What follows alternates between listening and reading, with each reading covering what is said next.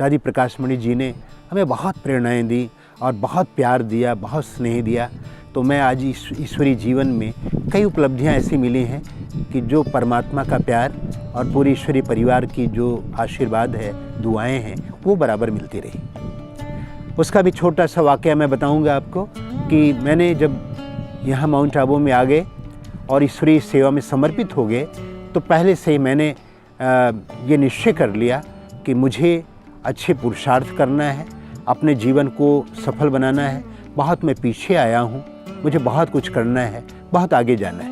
इस लिहाज से मैंने अपने आप को इसमें दिनचर्या में ऐसा ढाला, यहाँ के वातावरण में ऐसे ढाला, यहाँ के संगठन में रह करके कुछ नियम बनाए अपने लिए, कुछ सिद्धांत बनाए, कुछ सोचा मन में कि मुझे बहुत कुछ करना है। उनमें से 2 विशेषताएं थीं।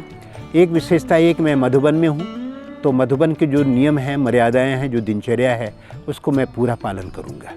ये कहने में कोई संकोच नहीं हमें कि बहुत कुछ हमको इस ईश्वरीय परिवार से उन भाई बहनों के द्वारा ज़्यादा मिला जो ईश्वर के बहुत करीब हैं। और धीरे धीरे करके ये सब गुण बहुत अच्छे रूप में आए। मैं 15 वर्ष तक ज्ञानामृत में लेखन वगैरह लिखता रहा। चूँकि लक्ष्य था कि मैं माउंट आबू में और अपने ईश्वरीय यज्ञ में समर्पित हो गया हूँ, तो ये लक्ष्य आया कि यहाँ के नियम, ईश्वरीय मर्यादाएं, आचरण, धारणाएं मुझे पूरा फॉलो करना है। तो अमृत बेला जहाँ पर रेगुलर हम करते थे, वहाँ ईश्वरीय महावाक्यों को भी अच्छी तरह मनन करने का, लिखने का शौक़ हो गया। वास्तव में अध्यात्म हमें बाहर से अंतर की ओर ले जाता है, इसलिए स्वयं को देखने का, स्वयं को समझने का बड़ा अच्छा मौका मिला। इसके संदर्भ में मैं थोड़ी सी आपको बताऊं कि अक्सर करके हम ये कहा करते हैं कि हम स्वतंत्र भारत में हैं, लेकिन अगर भारत की सच्ची स्वतंत्रता को एक शब्द में कहा जाए तो यूँ कहें कि जब तक अपने तन मन वाणी कर्मों पर है तंत्र नहीं, तब तक सच्चे अर्थों में तो कोई हुआ स्वतंत्र नहीं। तो हमेशा एक ख्याल में रहता था कि स्वतंत्रता हो तो इस तरह हो। और इस संबंध में मैंने निरीक्षण किया, जैसे कि ये मेरा शरीर मेरी राजधानी है, इसमें मैं आत्मा राजा हूँ, इसमें आत्मा भ्रिकुटी सिंहासन है, मैं आत्मा यहाँ मस्तक पर विराजमान हूँ। यहाँ बैठकर मैं राज दरबार लगाता हूँ, अपने कर्मेंद्रियों से पूछता हूँ, अपने कर्मचारियों से पूछता हूँ, सारा राज कारोबार करता हूँ और अंतरात्मा से स्वयं से बात करता हूँ। कहते हैं खुदा हर जगह हाजिर व नाजिर है, कहते हैं खुदा हर जगह हाजिर व नाजिर है, कुरान में लिखा है फलक हफ्तगी पे है। वैसे तो कहते हैं कि खुदा खुद ही आता है, पैगंबरों से वो मगर पैगाम देता है। फिर किसके लिए अर्श मुअल्ला को बनाता, वो कौन है जो अर्श मुअल्ला पे रहता। अब 14वीं सदी भी ख़त्म, होशियार हो, महसर का वक्त आ गया, गफलत में रहते हो। मशरूफ़ हो सवाब में, छोड़ो अज़ाब को, महसर में तुमको देना पड़ेगा जवाब को। ऐसे उमंगों से भरपूर व्यक्तित्व के धनी सतीश भाई जी की रचनाएं एक दर्पण का कार्य करती हैं तथा एक बेहतर समाज के निर्माण के लिए प्रेरित करती हैं।